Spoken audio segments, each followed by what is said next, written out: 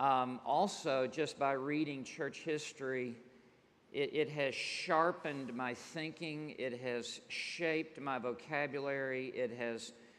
It has fashioned really my way to communicate the gospel. Those men were so well studied. Take Calvin, for example. Calvin preached out of a Hebrew Bible or out of a Greek Bible. It took us 200 years to figure out what translation he was using until it dawned at the beginning of the 19th century. He's just translating this on the fly. He would preach in French and then walk across the street and lecture in Latin out of his Hebrew and Greek Bible. And, we're just trying to not say ain't or something, and or make our pronouns match. And there's a lot to learn from just reading the Puritans, reading Spurgeon, of how to articulate the gospel in ways that I think are more worthy of the beauty of the gospel to be set forth. The power of the metaphor, the power of the way the Puritans preached the gospel. And so anyway, at our church we do a Q and an A. There's one Q and one A. And I just talked the whole time. I think just one more question then. The three loudest voices from church history, and no more than three. I want to be like CJ, I just... What are the three loudest voices from church history to you? Not 10, 3.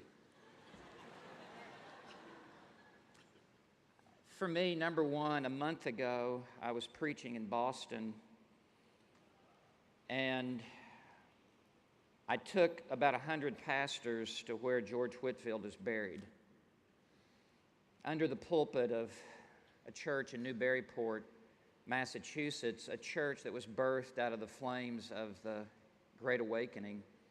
There were so many people being born again that the new wine just could not fit in the old wineskins. And so there were new churches that were birthed, and Whitefield was to preach in this church the next day, and he literally died the night before, preaching from the second floor of the pastor's house. About 2,000 to 3,000 people gathered, and he preached on the new birth, you must be born again. Earlier that day, he had preached on examine yourself, whether you be in the faith, up in New Hampshire. And so Whitefield, if I could be anybody in church history, I'd be Whitefield. To be on the back of a horse, to go from town to town, and to preach the gospel of Christ. It just couldn't be any better than that.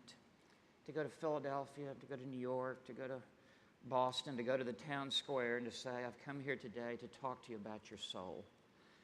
The second would be Calvin, who is the quintessential expositor. He stands out and towers over church history. He's the Mount Everest, the Himalayas. He preached some 4,000 sermons. He preached every Sunday morning from the New Testament, every Sunday night from the New Testament or from Psalms, and every morning of the week at 6 o'clock, every other week, he preached through the Old Testament. Calvin really is the singular greatest influence upon Western civilization. He is the founding father of America, although he died 200 years earlier. In 2 weeks, I will be in Geneva for Calvin's 500-year anniversary, and I will stand in Calvin's pulpit, and I will preach Galatians 1, 6 through 10. If any man preach another gospel other than the one that I have preached, let him be accursed.